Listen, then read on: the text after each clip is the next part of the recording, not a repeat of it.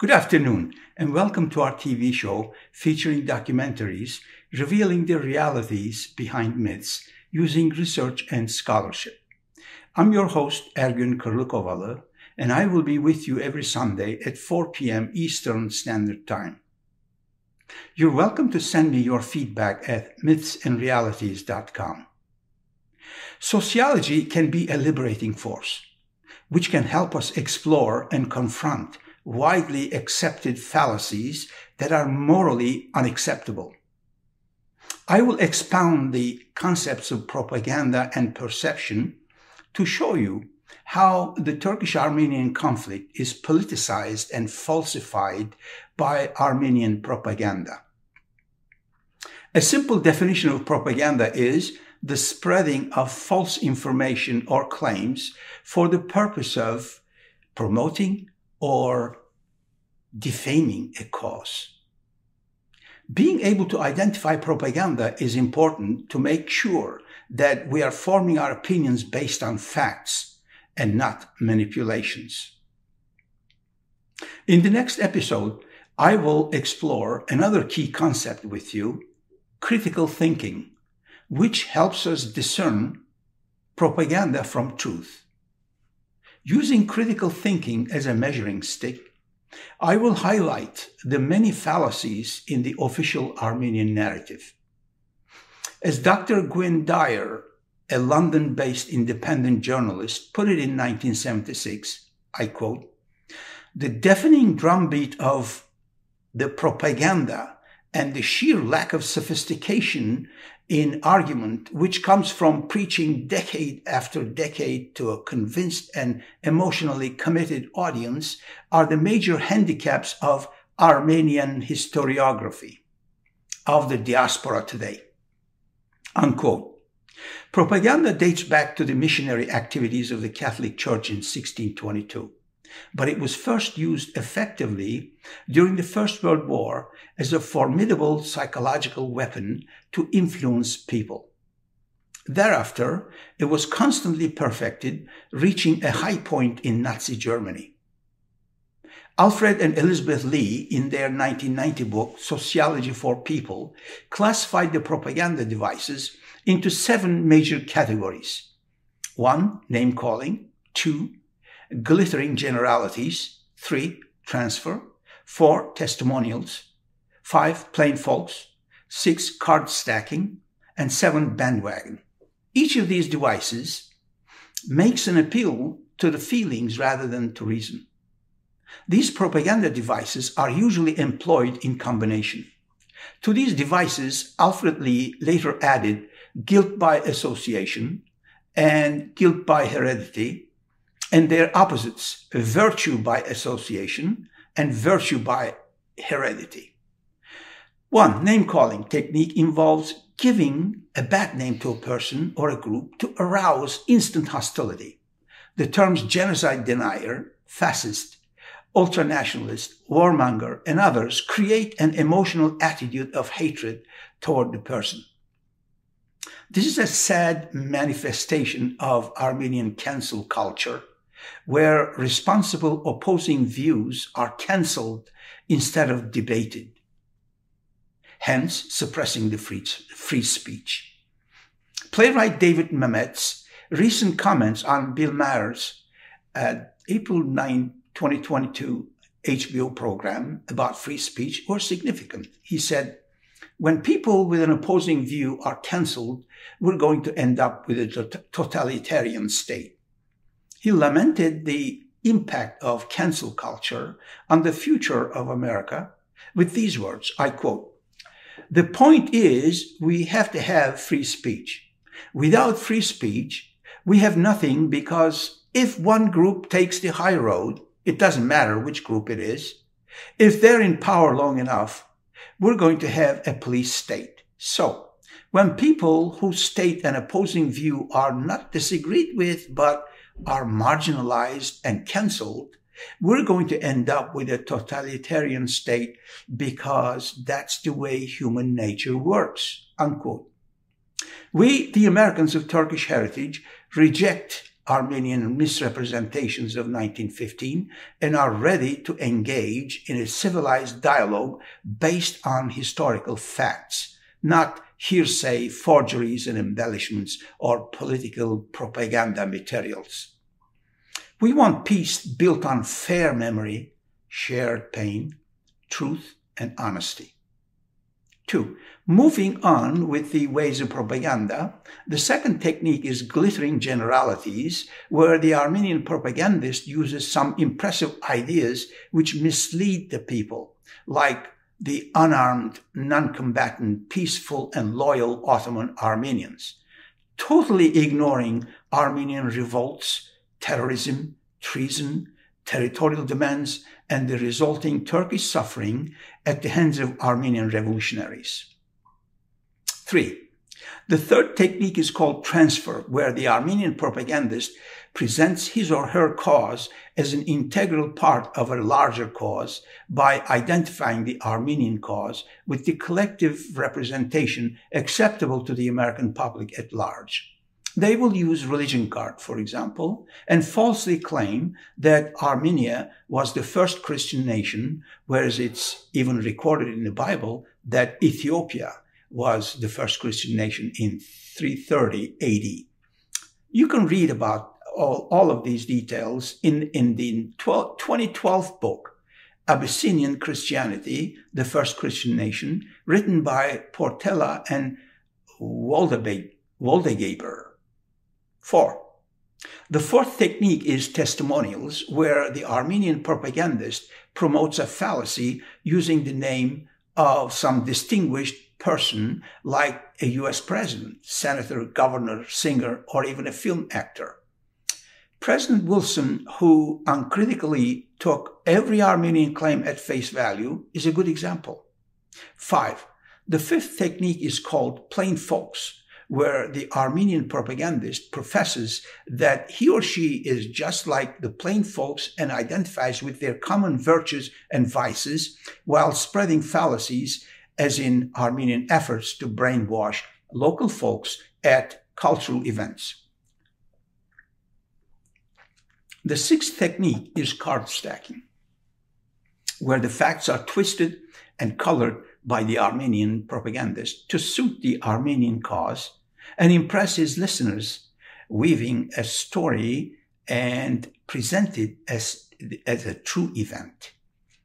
The Van revolt by the Ottoman-Armenians is a good example, where the Armenians claim they defended Van, but they actually caused the deaths of 194,000 Muslims, according to page 246 of Professor McCarthy's book, The Armenian Rebellion at Van. The seventh technique is called bandwagon, where the Armenian propagandist touts to an unsuspecting person that since everybody's agreeing with Armenians, he or she might as well do it too. Whereas most well-meaning people who succumb to Armenian intimidation do not know that Armenians hide the entire other side of the story, like Armenian revolts, terrorism, treason, territorial demands, and Turkish suffering. Center for Eurasian Studies, AVEM for short, a research group in Ankara, Turkey, published an interesting letter by an Armenian-American truth seeker called IVER TORIKIAN in August 2021, by the title, Strategically Mum, The Silence of Armenians. Torikian stated that he wrote the letter because he wanted to explore why there was so much misinformation about Armenian-Turkish relations. Reflecting sincere views with an academic objectivity, AVEM has decided to publish the letter. Torikian has visited Turkey over a dozen times and fondly remembers his time there. He lovingly describes the lives of his grandparents and considers his father lucky to attend Robert College, where the intermingling of teachers and students from many ethnicities and backgrounds was instrumental in making his father a person who is tolerant of diversity. Sadly, however, He notes, this open-mindedness does not seem to be a common trait among Armenians. Torikian has discovered over the years that many Armenians are prejudiced, particularly towards Turks. He remembers the first time an Armenian cousin confessing to him on the island of Kınalı near Istanbul that he did not like Turkish people, which revelation bothered Torikian. Pointing to a Turkish girl in colorful outfit on the street, the cousin said he hated her, although he had never seen her before. It is not just Armenian children like this cousin who say awful things about Turks, bemoans Torikian. He writes, he knows that Armenian children who disparage Turks are merely imitating Armenian adults. When Torikian was in his 20s, he and his father visited an old friend in Paris. One morning, while they were eating breakfast, the man's Armenian wife began talking to Torikian in an agitated manner. She wanted Torikian to promise her that he would never marry a Turkish woman. He promised, and she calmed down. The third incident, worse than the two just described, was at the home of a relative in Canada. Torikian wandered into the room of a cousin. On his bookshelf, he had only 3 books, and they were all about Second World War. Did he have an interest in history? Torikian asked him. No, the cousin said.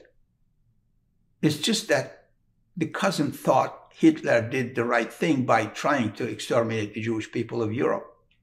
It turned out that he hated Jewish people as well as Turkish people. He said, Jews are the small rat and Turks are the big rat. In one in Turkey, one in France, and one in Canada, these 3 incidents depressed Torikian, and he decided to write about them. Throughout his life, all Armenians have been kind to Torikian, including the people in the 3 incidents, which makes it difficult for Torikian to understand how people can simultaneously be nice to him while hating people they have never met. The people who are neither Turkish nor Armenian, the animosity of Armenians towards Turks may seem trivial. After all, there's not going to be a war between Turkey and Armenia because of that, as Turkey dwarfs Armenia in terms of population, land, and resources, not to mention military capability. However, Armenians' hatred is harmful to Turks and Turkey, as Armenians in North America and Europe have much political clout. Armenian diaspora groups have been attacking Turkey politically and economically for decades by pressuring Western companies and institutions and politicians not to do business in Turkey. The Armenians are constantly badgering all the governments of the world to declare the 1915 events a genocide, which efforts have come to be known as the Armenian cause. Some Armenians only want an apology from the Turkish government, while others, reparations. Still others want the Turkish government to carve a large part of eastern Turkey and give it to Armenia on a gold platter. Such extreme demands, of course, are ludicrous for many reasons. Torikian does not support any part of the Armenian cause, even the more modest demands, as they all foster vindictiveness towards Turks and Turkey. Furthermore, Torikian believes demanding reparations and territory from the present generation of Turks, who had nothing to do with the events of a century ago, are ultimately harmful to all humanity. Torikian confesses that he still has much to learn about Armenians and Ottoman history. He cannot speak Armenian. Likewise, he had no interest in Ottoman history. In early 2015, Torikian decided to learn more about Armenians and Ottoman history, all because of an article on Armenians that appeared in the January 5th, 2015 issue of The New Yorker. However, even before reading the article, Torikian had decided to do something that would be unthinkable to most Armenians. Write a letter to a US newspaper asking Armenians to forgive the Turks for whatever happened long ago and seek reconciliation. He meant to do what he thought was right. The article in The New Yorker was titled "A Century of Silence" by Rafi Khachaturian. He had put off reading the article because he knew that it would contain stories of how Armenians had suffered. He has heard such stories from Armenian relatives all his life, so he had no appetite for more of the same. As expected, Khachaturian told many stories of Armenian toils, some with lurid details. It was clearly a one-sided article. Unfortunately, Torikian writes, there are not many Armenian scholars who are willing to discuss the events of that era objectively. There are a few Armenians who have written about the other people in Turkey, including Turks, and about the turmoil and suffering that they also endured about a century ago. What is worst, Torikian thinks, is that few Armenians are willing to admit to non-Armenians the fact that Armenians themselves committed many violent acts during that period. Khachaturian's article, for instance, contains almost nothing at all about Armenian fighters. Torikian adds that a cursory review of Turkish history would reveal that there were many Armenian fighters in Turkey before and during Turkey's War of Liberation. Out of at least 1 million Armenians in Turkey before the First World War, some immigrated to the US or Europe and others remained in Turkey. Many of those took up arms for one side or another. Some were in the Ottoman army, others joined the Russian army, either from the outset of the First World War or after deserting the Ottoman army. But most of the young Armenian men, even some women, outside Istanbul, joined one of the many Armenian militias marauding eastern Turkey. Torikian posits that the allegiances of Armenians were mixed. The wealthy Armenians in the cities were quite content with the Ottoman Empire, while others, mostly in rural areas, supported the Ottoman government but wanted the Sultan to carry out reforms. Then there were Armenians who opposed the Ottoman government, of course, and wanted nothing less than an independent Armenian state, carved out of the Ottoman Empire by force of arms. Torikian postulates that the complexity of the Ottoman Empire or the role of the Armenians in that era are poorly covered in Khachaturian's article in The New Yorker. Only once in the entire 19-page article does Khachaturian refer to the Armenian fighters, and indirectly at that, in a quote by his aunt. Most of the article is only about the death and suffering of the Armenians during that period. Khachaturian's biased article is representative of most writing by Armenians regarding the events of that era. Torikian is amazed that it appeared in such a prestigious magazine as The New Yorker, but I'm not. The almighty New York Times, for example, published a whopping 145 anti-Turkish articles in the year 1915 alone, with 0 rebuttals allowed to responsible opposing Turkish views. Such a lopsided coverage of the world events passed as objective journalism back then. The scope and depth of anti-Turkish and anti-Islam bias was simply shocking. And when such one-sided writing is all that Westerners were exposed to, the result was an enormous distortion of history reduced to a black and white simplistic picture. All Armenians are good and all Turks are bad. Khachaturian's article did not deter Torikian from his plan to write to a newspaper. He figured his timing was good because 24th of April was approaching. That is the day on which Armenians and their sympathizers hold demonstrations in many large cities around the world, demanding recognition, reparations, and land.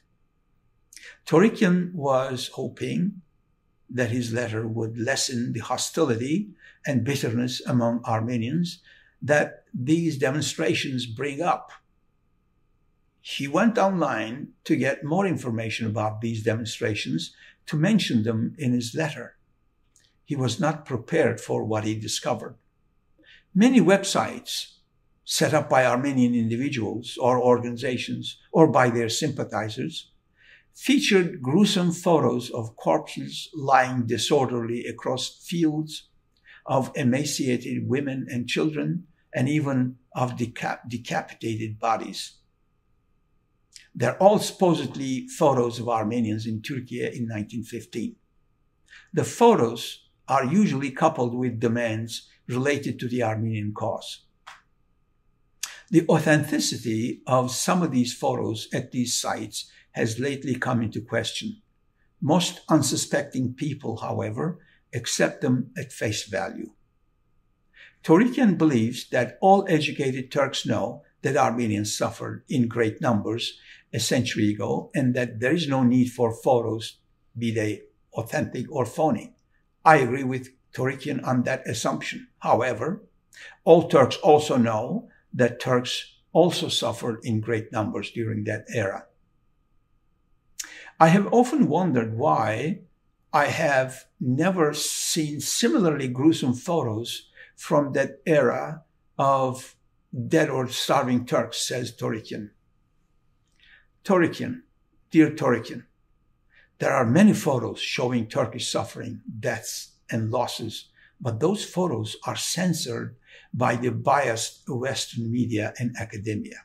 Again, the omnipotent New York Times, for example, refused to publish a paid public statement disputing genocide allegations signed by 125 Turkish scholars and historians to be published on April 24, 2001.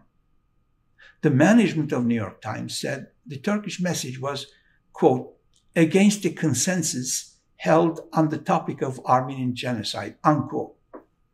We wrote back reminding them that lynch mobs of the Wild West also had consensus before every hanging, but they were not always right. The New York Times clearly stifled free speech, not only by promoting a long discredited political claim of genocide as an irrefutable historical fact, but also by denying access to responsible opposing views along with photos of Turkish suffering. The public is denied the other side of the story. I alone have used hundreds of photos of Muslims, mostly Turkish, suffering in this TV series. Torikian asks why has he never seen photos of corpses of Turks who were massacred in Bulgaria or Greece a century ago. He's right. I'm a product of the 1912 Balkan massacres of Turks. The entire Turkish population of the village of Krlukova, my namesake, was exterminated by Greek and Bulgarian military helped by Armenian volunteers. My father was the sole survivor as a 1-year-old baby. The populations of the neighboring Turkish villages like Kavala, Pravishta, Sarıshavan, Çatalca, and Doksat were also exterminated. There are no photos of the piles of Turkish corpses or the destroyed Turkish villages.